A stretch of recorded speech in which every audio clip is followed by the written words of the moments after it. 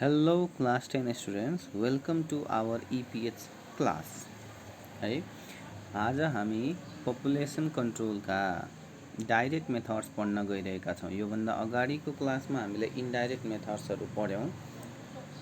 Indirect मेथड्समा marriage at proper age, gender equality and equity र woman empowerment भन्ने कुराहरू पढ्यौँ। यी कुराहरूले चाहिँ पपुलेसन कन्ट्रोलमा चाहिँ धेरै ठुलो मद्दत पुर्याउँछ भन्ने कुराहरू पढ्यौँ। अब आज हामी डाइरेक्ट मेथडको कुरा गरौँ। डाइरेक्ट भनेको प्रत्यक्ष रूपमा देखिने खालका मेथडहरू, जस्तै पहिलो एज एट फर्स्ट कन्सेप्सनको कुरा गरौँ। कन्सेप्सन भनेको चाहिँ मेल, तिमीहरूलाई थाहा छ सेक्सुअल रिप्रोडक्सनमा के हुन्छ भन्दाखेरि मेल र फिमेल दुईजना चाहिन्छ। मेलले चाहिँ मेल ग्यामेट प्रड्युस गर्ने र फिमेलले चाहिँ फिमेल ग्यामेट प्रड्युस गर्ने। ह्युमन बिङ्समा चाहिँ मेल ग्यामेट स्पर्मलाई भनिन्छ है, र फिमेल ग्यामेट चाहिँ ओभमलाई भनिन्छ। र स्पर्म र ओभमको फ्युजनलाई या युनियनलाई जसले पछि गएर इम्ब्रियो बनाउँछ त्यसलाई नै हामी कन्सेप्सन कि त फर्टिलाइजेसन भनिन्छ। अब फर्स्ट कन्सेप्सन भनेको एज एट फर्स्ट कन्सेप्सन भनेको फर्स्ट टाइम प्रेग्नेन्ट हुने कुरा। जब वुमन र मेन फिजिकली म्याच्योर हुन्छन् त्यो बेला वुमन चाहिँ फर्स्ट टाइम चाहिँ प्रेग्नेन्ट हुने कुरालाई जनाउँछ। अब 15 वर्षको एजमा चाहिँ वुमनको या फिमेलको बर्थ दिने क्यापेसिटी भए पनि त्यो राइट एज अफ कन्सेप्सन भने होइन, किनकि त्यो एजमा वुमन न फिजिकली न मेन्टली बच्चा चाहिँ प्रेग्नेन्सीका कम्प्लिकेसन्सहरू बियर गर्नलाई चाहिँ एबल भएकै हुन्छ।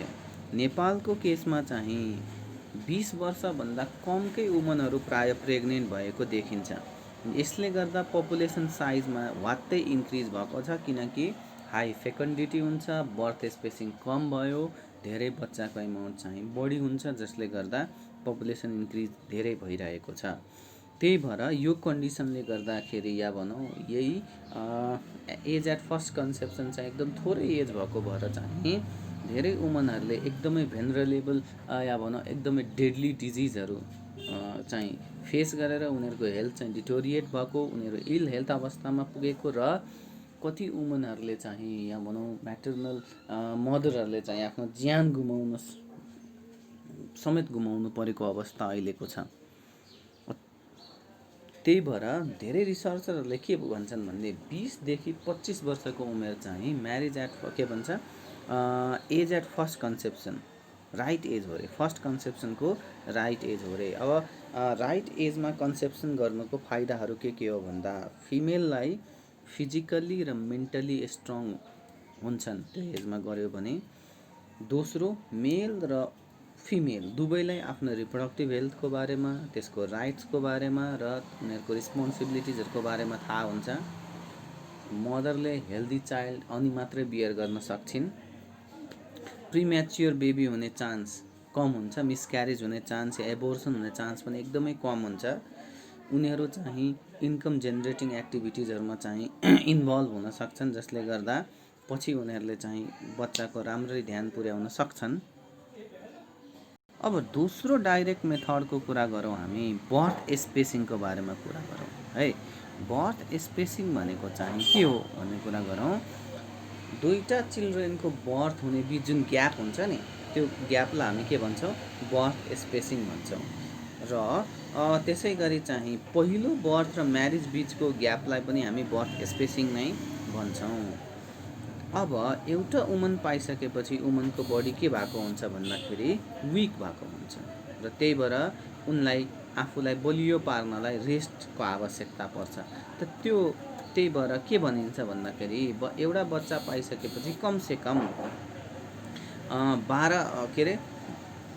24 महिना भनेको 2 वर्ष चाहिँ वेट गर्नु चाहिँ राम्रो हो, जसले गर्दा वुमनको हेल्थ र जन्मिने बच्चाको हेल्थ पनि राम्रो होस्।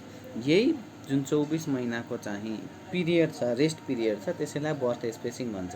तर यदि यही प्रेग्नेन्सीको अवस्था 24 महिनाभन्दा कम भयो भने वुमनले हेल्दी बेबी पाउन चाहिँ असमर्थ हुन्छन्।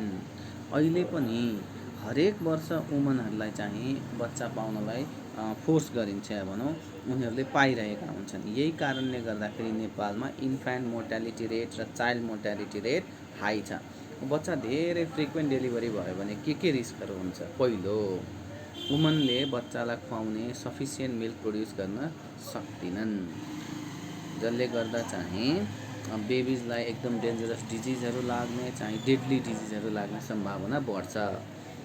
दुवै मदर र बेबीको हेल्थ चाहिँ या भनौँ लाइफै रिस्कमा हुन्छ। हेल्थ पनि रिस्कमा हुन्छ, लाइफ नै रिस्कमा हुन्छ। प्रिम्याच्योर बेबी जन्मिने चान्स म्याक्सिमम हुन्छ र प्रिनेटल र न्युनेटल मोर्टालिटीको चाहिँ पोसिबिलिटी पनि बढ्छ। यी चाहिँ भए direct method of population control. हामीले पढ्यौँ है, दुईवटा पढ्यौँ। पहिलो चाहिँ के थियो? एज एट कन्सेप्सन, दोस्रो थियो बर्थ स्पेसिङ। अब चाहिँ हामी फ्यामिली प्लानिङको बारेमा पढ्न गइरहेका छौँ। यो चाहिँ सेक्सन 2.4 छ। फ्यामिली प्लानिङ भने के त? फ्यामिलीको साइज, फ्यामिलीको इन्कम, फ्यामिली कसरी चलाउने, हरेक कुराहरू विचार गर्नु नै फ्यामिली प्लानिङ हुन्छ। Every family wants to have or live a happy and healthy life. There are certain factors affecting their dream. One is having the large number of children in their family. Thus, it is necessary to manage resources in an appropriate way to make family happy and prosperous.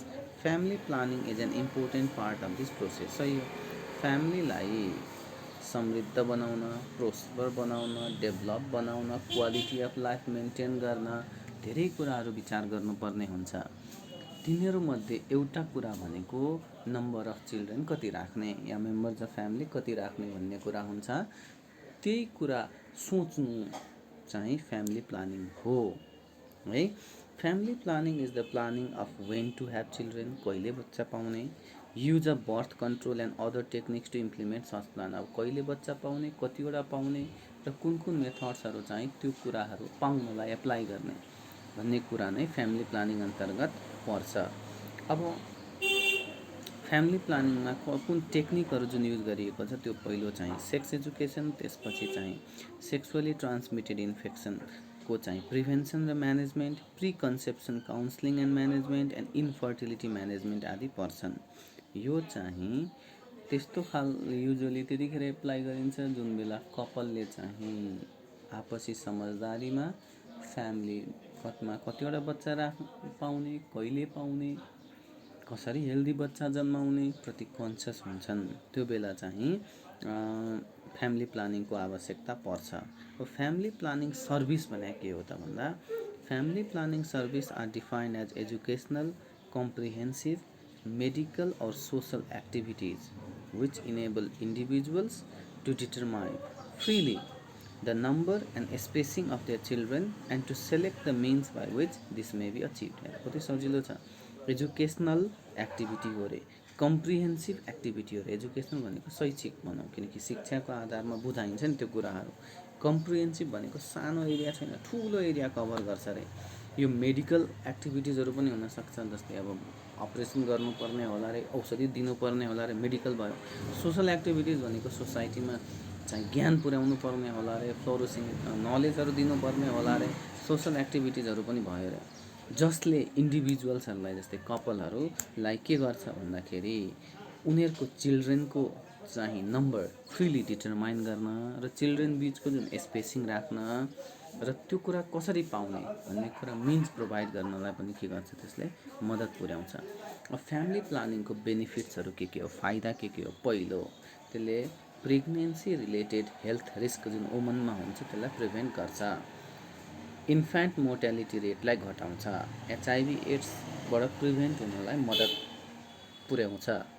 पिपुललाई empower गर्छ, एजुकेसनलाई enhance गर्छ। Adolescence प्रेग्नेन्सिजलाई घटाउँछ, population ग्रोथलाई एकदमै कम बनाइदिन्छ।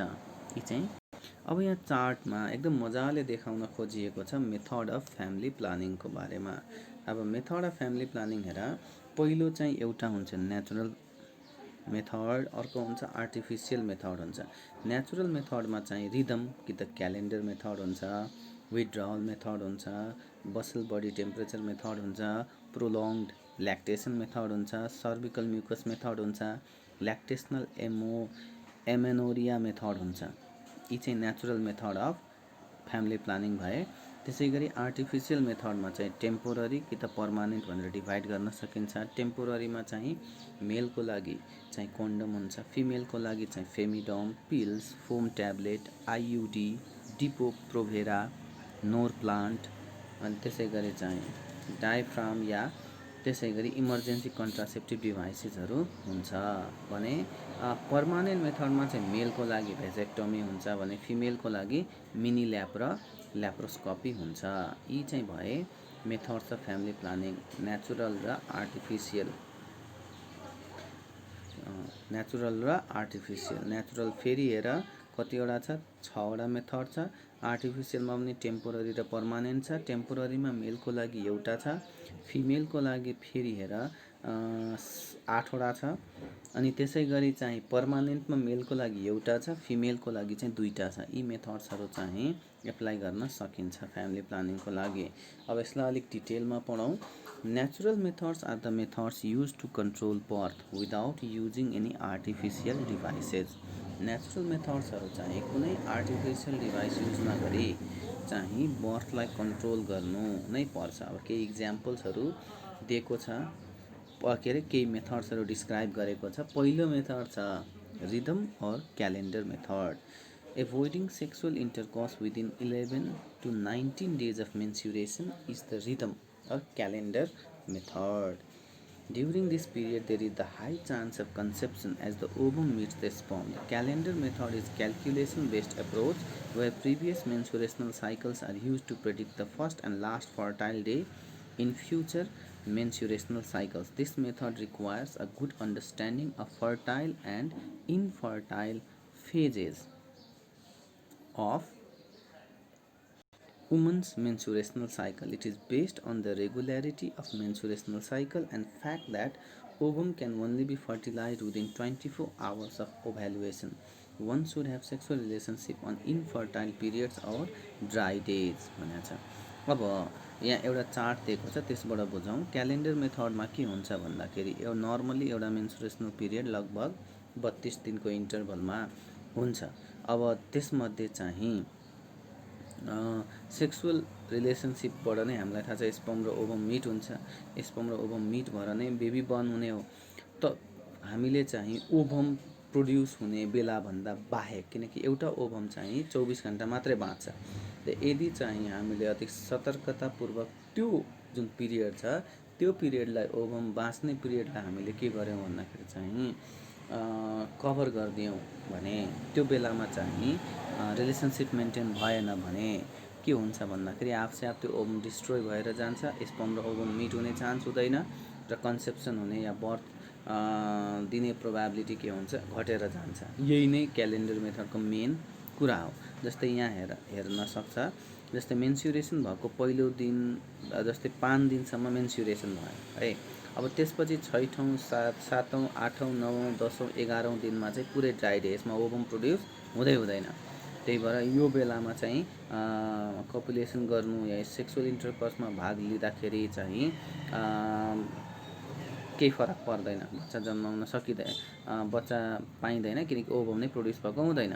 तर 11औँ दिनपछि चाहिँ के हुन्छ, 12औँ दिन, 13औँ, 14औँ, 15औँ, 16औँ, 17औँ, 18औँ कुनै एक दिन चाहिँ ओभम प्रोड्युस हुन सक्छ। त्यही भएर यो चाहिँ फर्टाइल पिरियड भयो। यो बेला चाहिँ फेरि एकदम डेन्जरस हुन्छ। अनि फेरि 19औँ, 20औँ, 21औँ, 22औँ, 23औँ, 24औँ त्यसरी चाहिँ रिलेसनसिप चाहिँ इन्फर्टाइल पिरियडमा र ड्राई डेमा चाहिँ गरियो भने के हुन्छ भन्दाखेरि कन्सेप्सन हुने चान्स एकदमै कम हुन्छ। यसरी चाहिँ हामीले नेचुरल वेमा पनि के गर्न सक्छौँ, बर्थ कन्ट्रोल गर्न सक्छौँ।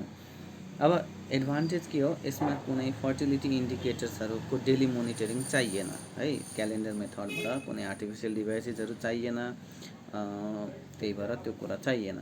अब डिसएडभान्टेज के हो भन्दाखेरि चाहिँ यसको हाई फेलियर रेट हुन्छ, किनकि मान्छेले यति कुराहरू ध्यान दिने, यति गन्ने, क्यालकुलेसन गर्ने फुर्सद पनि हुँदैन, या कहिलेकाहीँ चाहिँ मिस्टेक हुने चान्सहरू पनि धेरै हुन्छ। यो कुराहरू सिक्नलाई पनि लामो समय लाग्छ र प्रपर युटिलाइज गर्न पनि निकै लामो समय लाग्छ। र मेन्सुरेसनल साइकल पनि नर्मली वुमनहरूमा रेगुलर हुँदैन, इरेगुलर मेन्सुरेसनल साइकल्स हुन्छ, त्यही भएर फेल हुने चान्स चाहिँ धेरै नै छ यसमा। अब इफेक्टिभनेस अफ क्यालेन्डर र रिदम मेथड के छ, 95% चाहिँ इफेक्टिभ पाइएको छ। यदि वुमनले या भनौँ मेनले या पुरै फ्यामिलीले या कपलले चाहिँ त्यसलाई प्रपरली युटिलाइज गर्यो भने यो चाहिँ data of family planning a global handbook for providers, world health organization 2007 अनुसार 95% इफेक्टिभ भनिएको छ। अब दोस्रो मेथड चाहिँ के छ भन्दाखेरि विथड्रल मेथड। विथड्रल मेथड भनेको के हो भन्दा withdrawal or coitus interrupt method is a traditional family planning method in which man withdraws or pulls out his penis from his partner's vagina and ejaculates outside, keeping his semen away from her genitalia. It is the least effective method because it depends on men's ability to withdraw before he ejaculates. However, it is about 73% effective if used correctly. अब withdrawal method भनेको के हो भन्दाखेरि हामीलाई थाहा छ कि birth पाउनलाई sperm र ओभम मिट हुनुपर्छ। स्पर्म र ओभम मिट गर्नलाई चाहिँ तिमीहरूले योभन्दा अगाडिको क्लासमा रिप्रोडक्सनको प्रोसेस पढ्दाखेरि पढिसकेको छ है। यो कुराहरू अब फ्याक्ट हो, यो पछि गएर हामीले फेस गर्नुपर्छ, रियलाइज गर्नुपर्छ। त्यही भएर यसलाई हामीले एकदम ध्यानपूर्वक सुन्नलाई जरुरी छ। अब कन्सेप्सन हुनलाई चाहिँ मेलको पेनिस वुमनको भजाइनाभित्र जानुपर्छ भन्ने कुरा हामीलाई थाहा छ। र जब स्पर्म इज्याकुलेट हुने बेलामा चाहिँ मेलले संयमपूर्वक चाहिँ आफ्नो पेनिस बाहिर निकालेर त्यो सेमेनलाई भनौँ स्पर्मको जुन कलेक्सन गर्ने जुन वाइट सब्सटेन्स हुन्छ त्यसलाई चाहिँ बाहिरै इज्याकुलेट गर्यो भने त्यो कुरा चाहिँ वुमनको बडीभित्र चाहिँ जान पाउँदैन। नपाएपछि कन्सेप्सन हुने प्रोबेबिलिटी पनि के भयो भन्दाखेरि हुने नै भएन। त यो कुरा चाहिँ लिस्ट इफेक्टिभ मेथड मानिन्छ, किनकि त्यो बेला चाहिँ त्यो अवस्थामा चाहिँ सेल्फ कन्ट्रोल हुनु त्यो चाहिँ पुरै मेनमै डिपेन्डेन्ट हुन्छ। मेल कतिको चाहिँ आफूलाई कन्ट्रोल गरेर संयमका साथ गर्न सक्छन् भन्ने कुराहरू डिपेन्डेन्ट हुने हुँदा यो चाहिँ लिस्ट इफेक्टिभ मेथड भनिन्छ। तर यसलाई प्रपरली गरेको खण्डमा 73% केसेसमा सक्सेसफुल पाइएको छ। यो पनि WHO को रिपोर्ट नै हो। तेस्रोमा छ basal body temperature method. Basal body temperature method is the type of natural family planning, also called fertility awareness based method. The temperature method is based on fact that most women have a slight increase in their normal body temperature just after ovulation. In this method, body temperature of female is measured. The temperature of female must be measured throughout the month by tracking basal body temperature.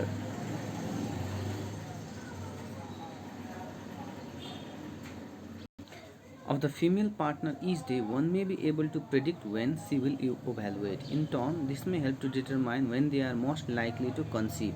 Temperature readings may be affected by fever, restless sleep, or varying work schedules. A couple using this method does not have sex from end of the menstruational period until the 3 days after the increase in temperature. Basal body temperature भनेको चाहिँ के मान्यतामा आधारित छ रे भन्दा वुमनहरूको चाहिँ ओभ्यालुएसन गरेको बेलामा बडी टेम्परेचर अरू बेलाको टेम्परेचर भन्दा बढ्छ अरे क्या, अलिकति बढ्छ। त्यही भएर यो कुरा मोनिटर गर्नलाई वुमन या फिमेलहरूको महिनौसम्म चाहिँ भनौँ होल महिनाभरि नै के गर्नुपर्छ, टेम्परेचर मेजर गर्नुपर्छ अरे। थर्मोमिटरको मद्दतले टेम्परेचर मेजर गरेर त्यसलाई रेकर्ड गर्नुपर्छ र टेम्परेचर बढेको केसमा चाहिँ ओभ्यालुएसन भयो है भन्ने थाहा पाएर त्यो बेलामा चाहिँ के गर्नु हुँदैन, इन्टरकोर्समा भाग लिनु हुँदैन र अरू बेला चाहिँ सेफली हुन्छ। त्यही भएर त्यो बेला चाहिँ लिँदाखेरि केही फरक पर्दैन भन्ने मान्यतामा आधारित छ। तर यो कुरा पनि 100% करेक्ट किन हुँदैन भन्दाखेरि कहिलेकाहीँ वुमनलाई ज्वरो आएको भएर पनि टेम्परेचर बढ्न सक्छ, कहिलेकाहीँ निन्द्रा नपुगेर पनि टेम्परेचर बढ्न सकेको हुन्छ, कहिलेकाहीँ वर्क सेड्युल्सहरू चाहिँ एकदम नमिलेर या हेक्टिक भएर पनि टेम्परेचर बढेको हुन्छ। त्यो कुराहरू चाहिँ विचार गर्नुपर्ने हुन्छ। त्यो कुराहरू पनि विचार गर्दाखेरि चाहिँ मेन्सुरेसनल पिरियड सकिसकेको पछि चाहिँ टेम्परेचर इन्क्रिज भएको दिनको जुन रेन्ज छ 3 दिन त्यो भित्र चाहिँ नगर्नु नै राम्रो हुन्छ। अब चौथो नम्बरमा छ ल्याक्टेसनल एमेनोरिया मेथड, LAM। यो चाहिँ बर्थ दिइसकेपछि pregnancy next pregnancy birth spacing बढाउन नेक्स्ट प्रेग्नेन्सी हुन नदिन चाहिँ इफेक्टिभ हो। यो चाहिँ इफेक्टिभ मेथड, यो इफेक्टिभ, सेफ, कन्भिनियन्ट र फ्री मेथड हो। यो चाहिँ बर्थ पाइसकेपछि नयाँ चाइल्ड कन्सिभ नगर्ने 6 मन्थसम्म के हुन्छ भन्दाखेरि चाहिँ इफेक्टिभ हुन्छ। भन्नुको अर्थ यदि वुमनले चाहिँ बच्चालाई ब्रेस्ट फिडिङ गराइन्, दुध चुसाइन् भने त्यसले प्रोलङ ल्याक्टेसनल या ल्याक्टेसनल एमोरिया गरिन्छ। त ल्याक्टेसनल एमेनोरिया भन्नुको अर्थ यो हुनु भनेको के हो भने त्यो 6 महिनाको पिरियडसम्म मेन्सुरेसनल साइकल नै हुँदैन, किनकि त्यो ब्रेस्ट फिडिङले गर्दाखेरि हर्मोनमा चेन्ज आउँछ र त्यो हर्मोनमा चेन्ज आएको भएर मेन्सुरेसनल साइकल हुँदैन। र मेन्सुरेसनल साइकल नभएको कारणले गर्दाखेरि ओभम प्रड्युस हुँदैन। ओभम नप्रड्युस भएको भएर चाहिँ कन्सेप्सन हुने चान्स नै भएन। त्यही भएर यो ब्रेस्ट फिडिङको मद्दतले चाहिँ फ्यामिली प्लानिङको नेचुरल मेथड पनि हो, जसमा हामी ब्रेस्ट फिडिङलाई कन्ट्रासेप्टिभ मेथडको रूपमा युज गर्छौँ। यो चाहिँ ओभ्यालुएसनलाई पोस्टपोन गर्नलाई युज गरिन्छ या मेन्सुरेसनल पिरियडलाई नै पोस्टपोन गर्न युज गरिन्छ। यो कसरी हुन्छ भने ब्रेस्ट फिडिङ गरायो भने वुमनको बडीमा प्रोल्याक्टिन भन्ने हार्मोन, जसले चाहिँ दुध बढाउँछ भनौँ न, दुध बढाउनमा हेल्प गर्छ, त्यो चाहिँ बढ्छ। अब वुमनले ओभ्यालुएसन चाहिँ कन्ट्रोल गर्छ। अब ओभ्यालुएसनै भएन भने प्रेग्नेन्ट नै हुने चान्स भएन। तर यसको लागि चाहिँ यो मेथड काम गर्नलाई वुमनले आफ्नो बच्चालाई 6 महिनासम्म दुध बाहेक अरू केही खुवाउनु हुँदैन, दुध मात्रै खुवाउनु पर्छ। र यो चाहिँ र ब्रेस्ट फिडिङ चाहिँ 4-4 घन्टाको ग्यापभन्दा बढी ग्यापको हुनु हुँदैन दिनभरिमा, र राति चाहिँ 6 घन्टाभन्दा बढीको ग्याप हुनु हुँदैन। भनेको 6 घन्टाभित्रै बच्चालाई दुध खुवाउनुपर्छ, राति 4 घन्टाभित्र चाहिँ दिउँसो खुवायो भने यो एकदमै इफेक्टिभ हुन्छ। यो 98 देखि 99% चाहिँ इफेक्टिभ चाहिँ पाइएको छ WHO को के हो भन्दाखेरि रिसर्च अनुसार। अब नेक्स्ट मेथड छ सर्भिकल म्युकस मेथडको बारेमा कुरा गरौँ। सर्भिकल म्युकस मेथड, जसलाई हामी बिलिङ्स मेथड भन्छौँ, it is based on recognition and interpretation of changes in cervical mucus and sensations in vagina due to the effect of changes in oestrogen level during the menstrual cycle. This method is also an ovulation method used by women trying to get pregnant and have a child. The ovulation method involves the change in which mucus, how much mucus the cervix produces and how it feels. Mucus becomes wet and slippery just before ovulation. The last day of wetness, called the peak day, often occurs at the same time as the ovulation.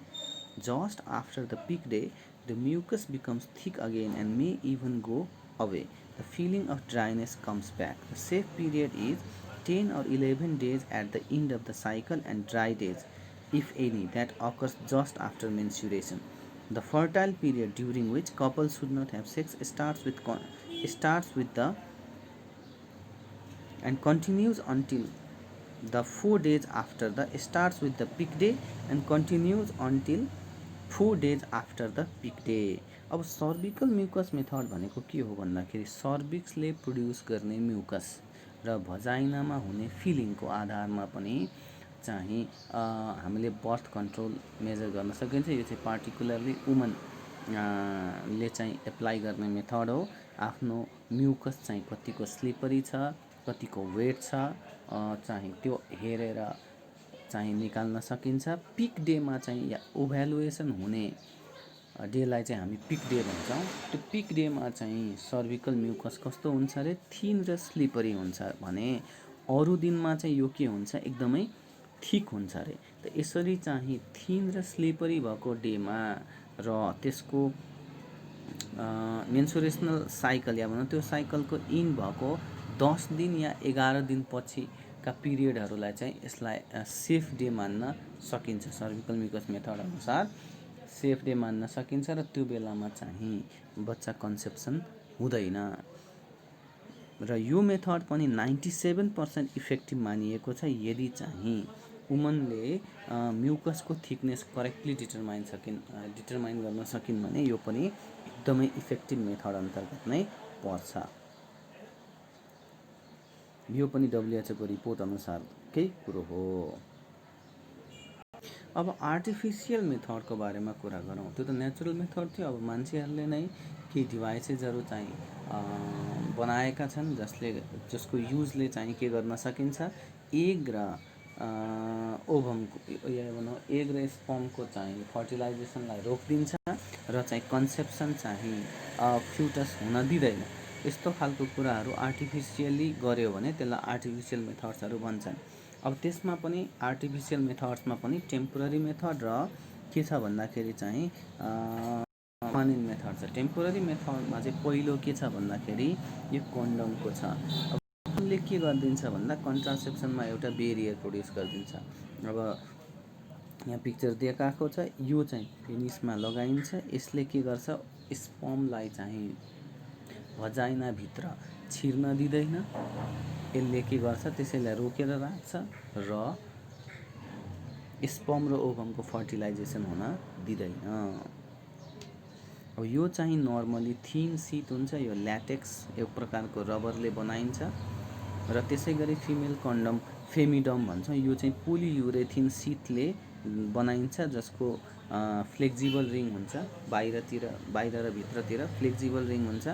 एउटा inch चाहिँ close हुन्छ र भजाइनामा insert गरिन्छ। अर्को चाहिँ open हुन्छ जुन चाहिँ बाहिरतिर राखिन्छ, ओपनिङ अफ भजाइनामा। यसले त्यही गर्छ, ओभम र स्पर्मलाई मिट हुन दिँदैन। त्यति मात्रै होइन, यसले HIV एड्स जस्ता अरू सेक्सुअली ट्रान्समिटेड डिजिजहरूबाट पनि के गर्छ, बचाउँछ। र यसलाई त्यही भएर एकदमै प्रपरली युज गर्नुपर्छ। अब एडभान्टेज के हो, यो त्यति एक्सपेन्सिभ हुँदैन, यो धेरै इफेक्टिभ हुन्छ। यसले सेक्सुअली ट्रान्समिटेड डिजिजबाट रोक्छ र यसले सेक्सुअल सेटिस्फ्याक्सनमा कुनै कमी ल्याउँदैन। डिसएडभान्टेजमा यदि प्रपरली युज गरेन भने च्यातिने डर हुन्छ।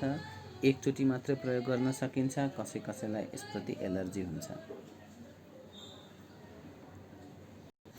अब पिल्सको कुरा गरौँ। पिल्स चाहिँ फिमेलको लागि खाने एउटा ट्याब्लेट हो। यो 2 प्रकारको फर्ममा पाउँछ। यो एकदम सिम्पल हुन्छ। अब कम्बाइन्ड ओरल कन्ट्रासेप्टिभ पिलमा 2टा हर्मोन हुन्छ, एउटा प्रोजेस्टेरोन हुन्छ, एउटा ओएस्ट्रोजेन हुन्छ। यसले चाहिँ ओभ्यालुएसन प्रोसेसलाई के गरिदिन्छ, रोकिदिन्छ भनेपछि ओभरिजले अन्डा पाउनबाट रोक्छ। यो चाहिँ पहिलो खालको कम्बाइन्ड ओरल कन्ट्रासेप्टिभ पिलको कुरा गऱ्यौँ हामीले। यसको एडभान्टेज 99% इफेक्टिभ हुन्छ। करेक्ट र कन्सिस्टेन्ट युज गर्यो भने यसले चाहिँ इन्ड्रोमेट्रियल र ओभ्यारियन क्यान्सरबाट चाहिँ बचाउँछ। तर ब्रेस्ट फिडिङ गर्ने बेलामा चाहिँ यसलाई प्रयोग गर्नु हुँदैन। दोस्रो खालको पिलमा चाहिँ प्रोजेस्टेरोन वान्ली पिल हुन्छ। अघिकोमा 2टा हर्मोन थियो है पिलमा, यसमा चाहिँ एउटा मात्रै हर्मोन हुन्छ जसमा प्रोजेस्टेरोन हर्मोन हुन्छ। यसले म्युकसलाई के गरिदिन्छ, सर्भिक्सको म्युकसलाई के गरिदिन्छ, थिकेन बनाइदिन्छ, जसले गर्दा स्पर्म चाहिँ एग नजिकै पुग्न पाउँदैन र ओभरिजलाई चाहिँ त्यसै गरी प्रत्येक महिना चाहिँ ओभरिजलाई एग प्रोड्युस गर्न पनि रोक्छ। यो पनि 99% इफेक्टिभ हुन्छ। यसलाई करेक्टली र कन्सिस्टेन्टली युज गर्यो भने यो चाहिँ ब्रेस्ट फिडिङको बेलामा युज गर्न सकिन्छ र हरेक दिन एउटै टाइममा चाहिँ खानुपर्छ। अब यसको चाहिँ डिसएडभान्टेज के हो भन्दाखेरि यदि रेगुलरली लिएन भने यसको कुनै इफेक्ट हुँदैन। कसैलाई चाहिँ टाउको दुख्ने र अल्छी लाग्ने, भर्टिगो भन्छ, डिजिनेस भनेको अलिकति झ्याउ लाग्ने खालको फिलिङ हुनसक्छ। हार्ट, लिभर र किडनी डिजिज भएको वुमनहरूले चाहिँ यस्तो खानु हुँदैन र यो युज गर्नुभन्दा पहिला डक्टरसँग कन्सल्ट गर्नुपर्छ। अर्को छ फोम ट्याब्लेट। फोम ट्याब्लेट भनेको चाहिँ भ्याजाइनल ट्याब्लेट हो। यो सर्भिक्सभित्र कन्सेप्सन गर्नुभन्दा पहिला भनौँ सेक्सुअल इन्टरकोर्समा भाग लिनुको 10 देखि 15 मिनट पहिला चाहिँ राख्नुपर्छ। यो त्यहाँ गएर मेल्ट हुन्छ, एउटा लेयर बनाउँछ जुन लेयरले चाहिँ मेल स्पर्मलाई चाहिँ उमभित्र छिर्न दिँदैन र यसलाई इफेक्टिभ हुनलाई 10 देखि 15 मिनट अगाडि या आधी घन्टाभन्दा भित्र चाहिँ यो युज गरिहाल्नुपर्छ। यसलाई कमल ट्याब्लेटको रूपमा चाहिँ युज गरिन्छ। यसको एडभान्टेज के हो, यो खासै महँगो हुँदैन, इफेक्टिभ हुन्छ, साइड इफेक्ट हुँदैन, यो युज गर्न डक्टर कन्सल्ट गरिरहनु पर्दैन ड्राई भेजेना भएकोहरूलाई चाहिँ यो के हुन्छ, युजफुल हुन्छ।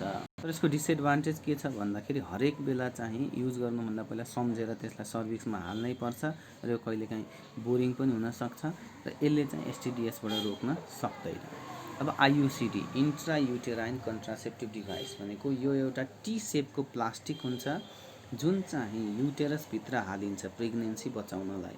दुई प्रकारको चाहिँ आइयुडी हुन्छ, एउटा चाहिँ कपरले चाहिँ कभर गरेको हुन्छ, अर्को चाहिँ प्रोजेस्टेरोन हर्मोन प्रड्युस गर्ने खालको हुन्छ। कपर भएको आइयुसिडीले प्रेग्नेन्सी चाहिँ कसरी बचाउँछ भन्दा यसले स्पर्मलाई चाहिँ एकसँग फर्टिलाइज हुन दिँदैन भने प्रोजेस्टेरोन भएको आइयुसिडीले के गर्छ, यो पनि सिमिलर वेमै काम गर्छ तर यसले सर्भिकल म्युकसलाई के गरिदिन्छ, थिकन बनाइदिन्छ, युटेराइन लाइनिङलाई थिन बनाइदिन्छ र कुनै बेला यसले ओभ्यालुएसनलाई नै स्टप गरिदिन्छ। यसरी के भयो चाहिँ स्पर्मलाई ओभमसँग फर्टिलाइजिङ हुनबाट रोक्छ। यो चाहिँ स्पाइरल लुप या कपर टीको नामले चाहिँ पपुलर छ। पिक्चर हेर्न सक्छौँ, यो कपर टी हो। यसलाई चाहिँ यहाँ यसरी राखिन्छ, यसरी राखेपछि यहाँ भएको ओभमहरू चाहिँ फेलोपियन ट्युब हुँदै यहाँभित्र आउन पाउँदैन, यसरी यसले बचाउँछ।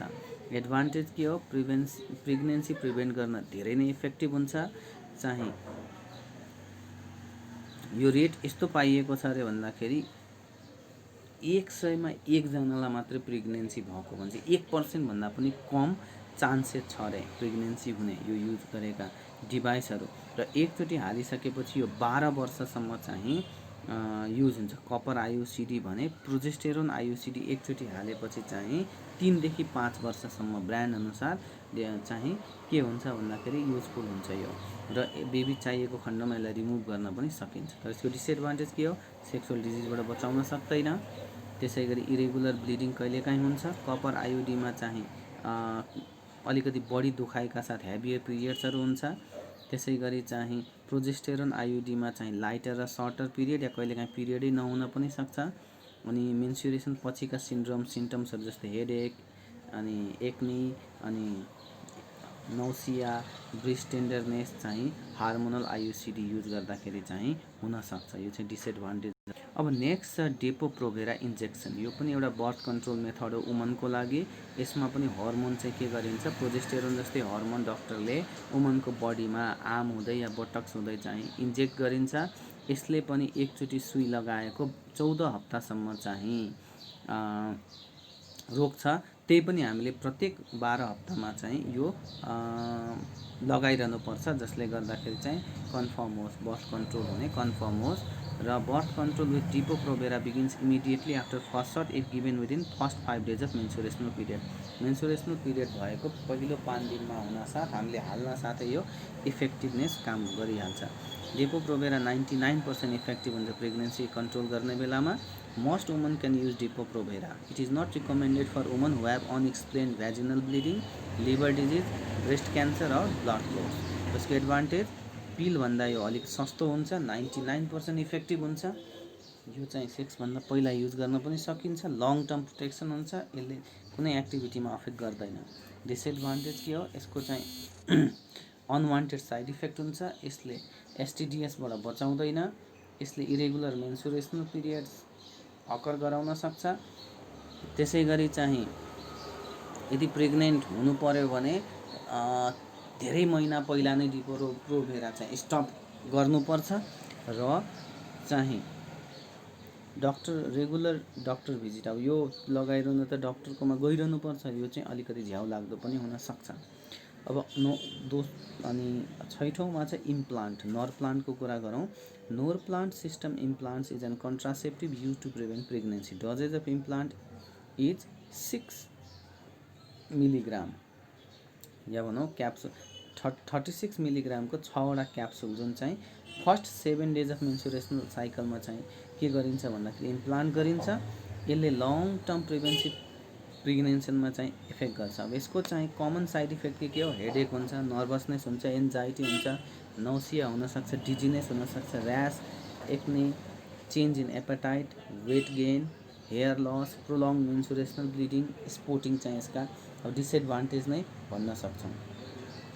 अब नर प्लान्टले पनि अब सेक्सुअली ट्रान्समिटेड डिजिजबाट बचाउन सक्दैन, तर नर प्लान्ट युज गर्नुभन्दा पहिला कोही प्रेग्नेन्ट या ब्रेस्ट फिडिङ गराइरहेछ भने डक्टरलाई भन्नु उपयुक्त हुन्छ। र अहिले चाहिँ हामीले पहिले जस्तो धेरै क्याप्सुल हाल्नु पर्दैन, अहिले 2टा क्याप्सुल मात्रै हाले पुग्छ र 2टा मात्रै हाल्यौँ भने 5 वर्षसम्म यसले काम गर्न सक्छ। अनि अर्को छ डायफ्राम। डायफ्राम चाहिँ डोम सेप डिभाइस हो जुन चाहिँ सिलिकनले बनेको हुन्छ, जुन चाहिँ वुमनको भजाइनामा राखिन्छ। यो पनि सेक्स गर्नुभन्दा पहिला चाहिँ राख्नुपर्छ र 6 घन्टा पछिसम्म राख्नुपर्छ। यो पनि 80 देखि 96% इफेक्टिभ हुन्छ प्रेग्नेन्सी रोक्नलाई, र यिनीहरूको इफेक्टिभनेस चाहिँ बढाउन सकिन्छ यदि चाहिँ स्पर्मिसाइड पनि युज गरियो रे। स्पर्मिसाइड भनेको एउटा क्रिम हो जसले स्पर्मलाई चाहिँ कन्ट्याक्टमा आएको स्पर्मलाई चाहिँ के गर्न सकिन्छ भन्दाखेरि मार्न सक्छ। डायफ्रामको इफेक्टिभनेस एसटिडीमा चाहिँ अहिलेसम्म हामीले स्टडी रिसर्च अनुसार रिजल्ट पाएको छैनौँ, कतिको इफेक्टिभ हुन्छ भन्ने कुरा थाहा छैन।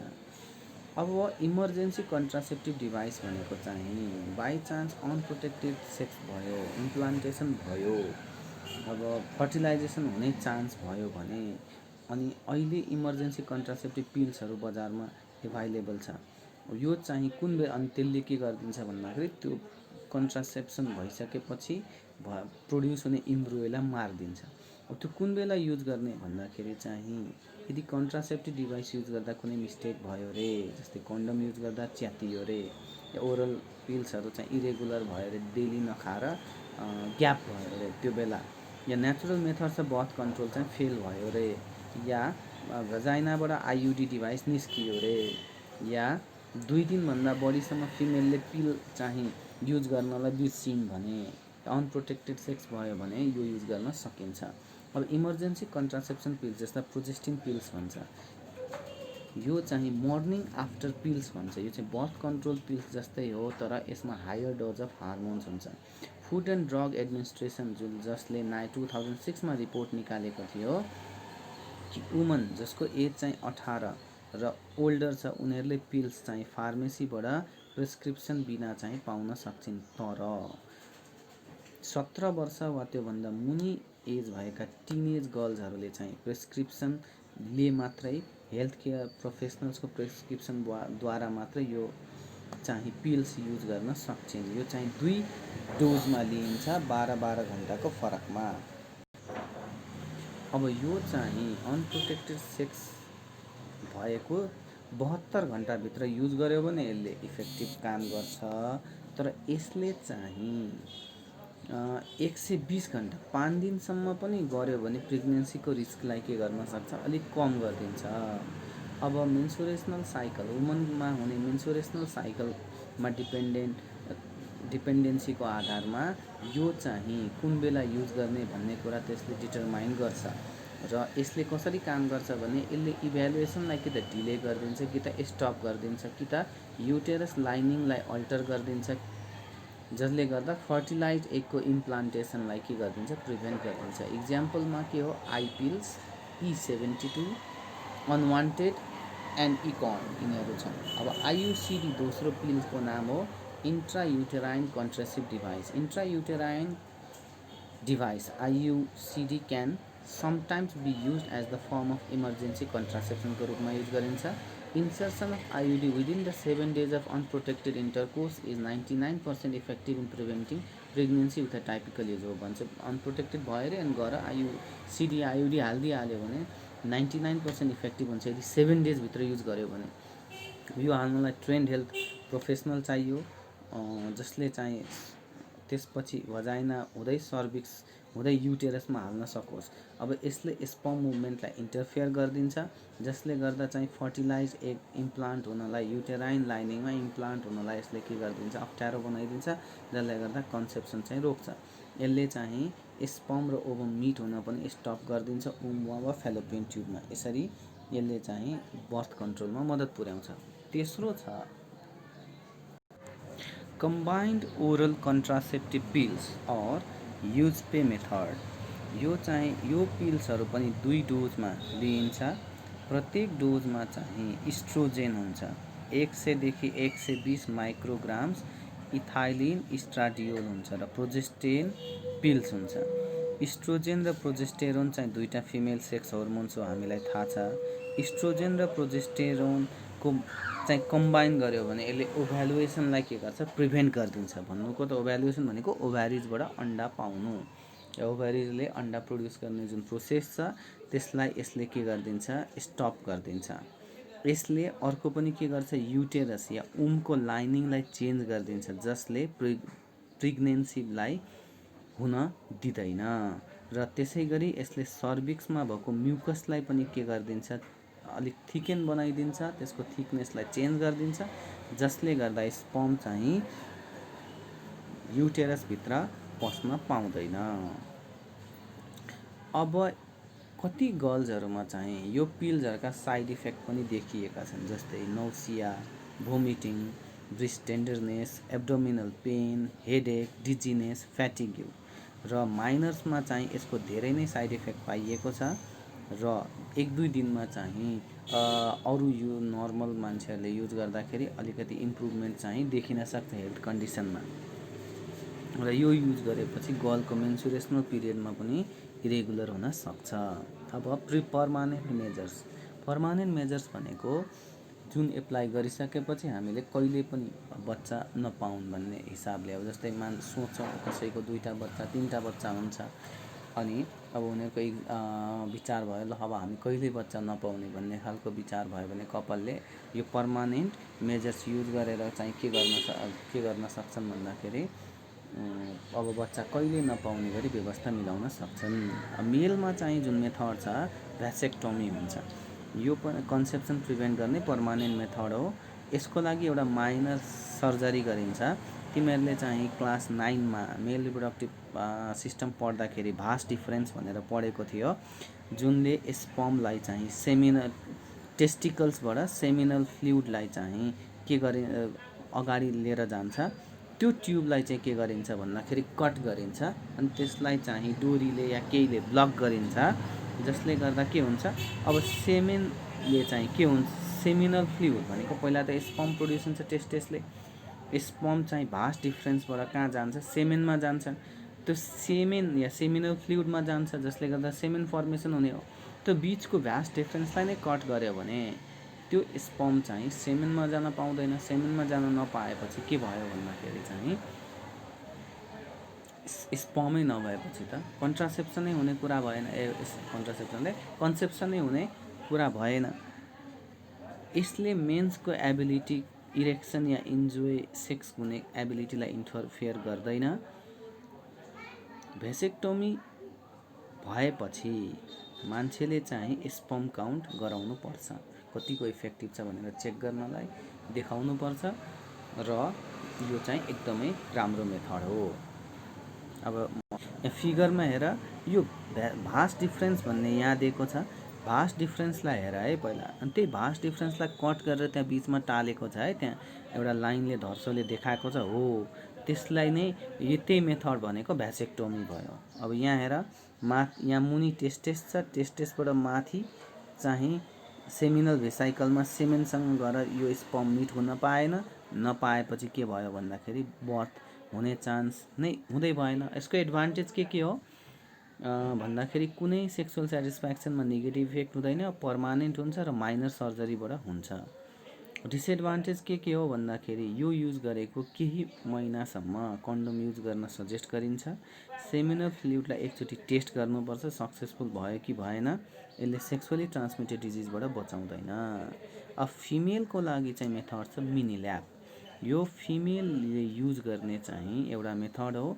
यसमा मिनी ल्याबमा के गरिन्छ भन्दाखेरि लोअर एब्डोमेनमा एउटा सानो प्वाल पारिन्छ, त्यसपछि फ्यालोपियन ट्युबलाई कट गरिन्छ 1 इन्च, र 1 इन्च कट गरिसकेपछि दुवैतिर डोरीले के गरिन्छ, यसलाई बाँधिन्छ। यहाँ फिगरमा हेर्न सकिन्छ, यो फ्यालोपियन ट्युब हो, यहाँ कट गर्यो, बाँधियो, र अब के भयो, यो ओभमले फ्यालोपियन ट्युब हुँदै युटेरसमा चाहिँ के अरे ओभरिजले फ्यालोपियन ट्युब हुँदै युटेरसमा के गर्छ भन्दाखेरि चाहिँ ओभम पठाउँछ। फ्यालोपियनै ट्युब कट गरेपछि त युटेरसमा चाहिँ जाने चान्स नै भएन, बर्थ हुने चान्स भएन। है। अनि दोस्रो मेथड छ ल्याप्रोस्कोपी। ल्याप्रोस्कोपीमा पनि लोअर एब्डोमेनमा सानो चाहिँ के गरिन्छ भन्दाखेरि प्वाल पारिन्छ, त्यसमा फ्यालोपियन ट्युबलाई लिइन्छ र त्यसलाई चाहिँ काटिँदैन, त्यसलाई बाँधिन्छ, पोलो पारेर डोरीले के गरिन्छ बाँधिन्छ र गाँठो लगाइन्छ। यो चाहिँ डेलिभरी हुनुको 30 देखि 40 दिन पछि गर्दाखेरि फाइदा हुन्छ र मेन्सुरेसन भएको 5 देखि 8 दिनभित्र गऱ्यो भने चाहिँ यो इफेक्टिभ हुन्छ। अब यसको एडभान्टेजहरू के हो? यो पर्मानेन्ट मेथड हो, यसले कुनै इफेक्ट गर्दैन सेक्सुअल इन्टरकोर्समा। डिसएडभान्टेज के हो? यसले एसटिडिएसबाट बचाउँदैन र कुनै कुनै बेला चाहिँ अब त्यो डोरी लुज भएर त्यो गाँठो छुटेर चाहिँ यो चाहिँ हुनसक्छ चान्स, त्यही भएर कहिलेकाहीँ यो अनसक्सेसफुल पनि पाइएको छ।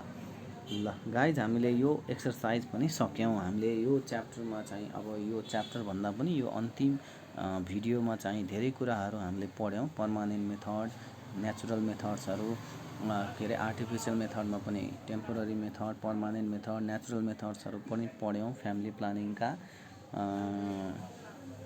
तिमीहरूले निकै आइडिया पायो होला भन्ने आश गरेको छु।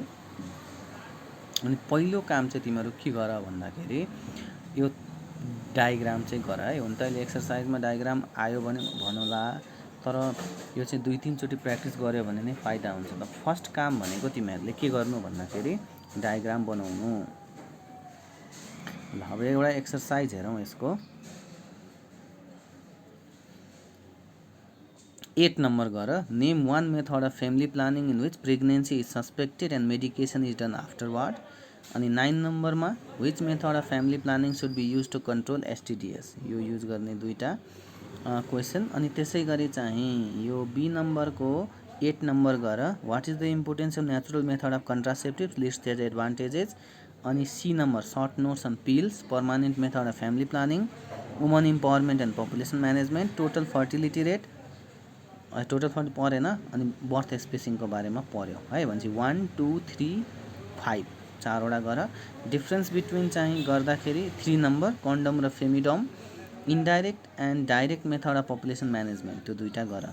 अनि E number give reason, population should be manage properly, we need to make balance between population growth and conservation of natural resources, we should it consume just after having permanent method of family planning.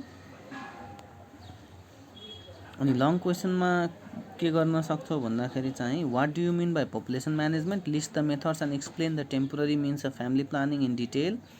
अनि त्यसै गरी चाहिँ human population affect the environmental aspects in different ways, list out the effects of population growth and environmental aspects and explain the impacts on natural resources. यो तिमीहरूले यति क्वेसन्सहरू practice गर्नु अनि एक्सर्साइज हाम्रो लगभग सकिन्छ। ल thank you for listening guys. केही अरू चाहिँ भयो भने म नेक्स्ट भिडियोमा लिएर आउँछु। Thank you for listening.